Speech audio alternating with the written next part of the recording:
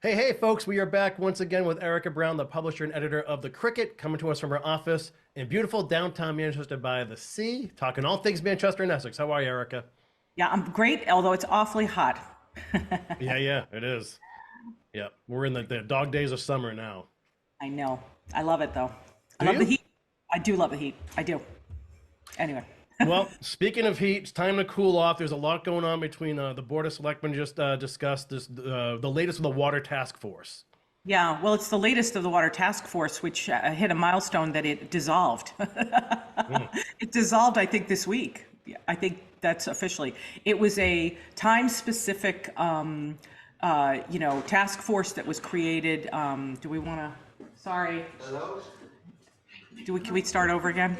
Or do you want to just do? You want to keep rolling? We can keep rolling. We can keep rolling. Okay. Yeah. That was Gordon McDougal, our own Gordon McDougal. Gordo! He's the oldest man in Manchester. Oh, 101 cheers. years old. Anyway, coming by for a visit. Yeah. We love him. Anyway, okay, so the Water Task Force is dissolved after its charter of 18 months of work, and it has made a recommendation that the Board of Selectmen in Manchester are going to vote on. And that recommendation is many-tiered. You know, there's several of them. The most important of which has to do with water rates, and that's what the Select Board is going to vote on. If you remember, the drama of last year with water was the drought, the idea of the drought, and so it was a perfect time for this task force to be doing all the analysis for the last 10 years of water consumption data in Manchester. And they discovered in that process that in the last 10 years, if you look at all the water usage data, you find that the top 5 users in Manchester use an inordinate amount of water, like it hockey sticks up. It's very, very dramatic. The numbers tell a dramatic story. And what was also interesting is, you know, we have an 18-hole golf course in the Essex County Club. They're the largest water user. It's not surprising. It's a club servicing however many members. I'm not a member, so I don't know, but it's a golf course with a pool and all this other stuff. So you would imagine that it would be big. So would the Manchester Athletic Club, which last I knew had about 3,000 members. Same thing, 2 pools, you know, just a lot of water, locker rooms, etc. And then there's the school, right? The regional school. You'd imagine they would have, you know, despite the fact that they're LEED certified, the high school, it's a regional high school, you'd think they were in the top. Okay, here's the thing. We learned, you remember this, that in the top 5 users or the number 3 user is an address on Smith's Point and a resident. For a family, I believe, who does not live there year round. I mean, and that was characterized it. It turned out that the top 10 water users, if you remove the commercial users, which in the top 10, I think there's 4, and that includes commercial being the school, a boatyard, I think Manchester Marine type of thing, you know, Crocker's Boatyard, that type of thing. You know, the Essex County Club and the Manchester Athletic Club. The rest are homes, private homes that are on 3 streets in Manchester. So it's a very clear story. And here's the problem, and this is what the Water Task Force is really rooted in.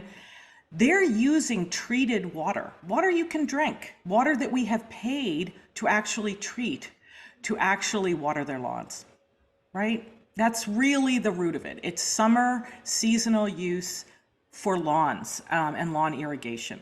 And so if we and the truth is, some of those users have actually complained to the water department. They said, you know, this is just a tax on the wealthy. It's an added tax. I'll leave that one alone. Really, the mindset should be that this is a public resource, which is water, and we should use it as if it's a resource that we want to preserve for later. Surely we're not in a drought this year, we're in the opposite, but we should be, you know, getting our habits in line. And also, personally, I just think this is how I think. If you're super wealthy enough that you can have a $150,000 a year water bill, say what that is. I don't know if that's the case, but say you're wealthy enough that that's what you can afford.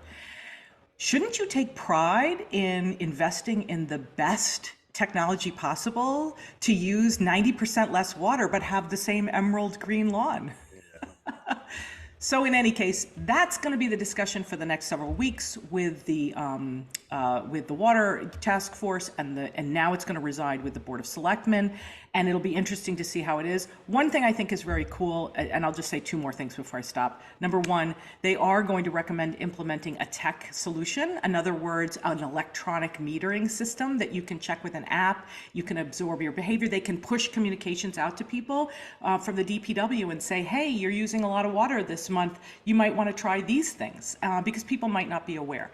So it's all good news. It's really fantastic. And the other thing I would just say finally is I'm going to work on looking at the tranches. You know, this is really going to impact the top 20% of the users in the town. But as I said, the real problem is in probably the top 5%. And I'd love to see the difference between the top 5% and that 20%, because I have a feeling there's only this much difference between them.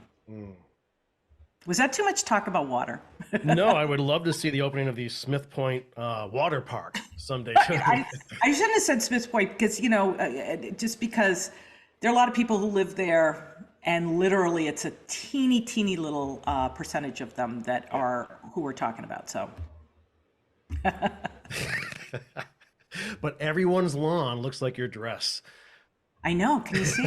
I'm like going with color today. Yeah. Loving it. All right.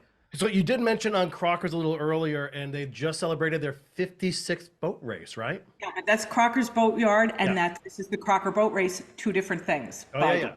But that's all right. I'll bet that's a super common thing. I mean, but the Crocker's Boat Race, 56th annual Crocker's Boat Race, which is a sailboat race. It's it's out of the Manchester Yacht Club. It's beautiful pictures every year. I'm going to show you a picture if you don't mind.